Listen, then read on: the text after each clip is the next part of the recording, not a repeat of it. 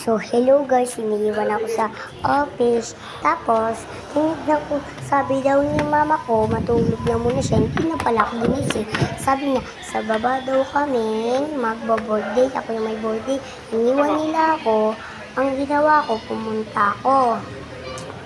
Tapos, yun lang pala, hindi sila yun. Nakatitig pa ako doon. So, nagduyan ako.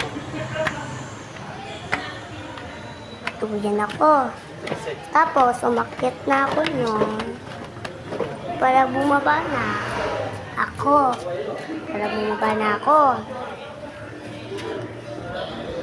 Tapos, yun pala, nasa taas sila. Tapos, hindi sila yun. Ayun yung mga tao sa akin. Kaya, ako sumilip sa bintana. Tapos, ang ginawa ko, tumaas ako. Tapos, nagsilip ako. Yun pala sila yun. Help, guys, help. Help.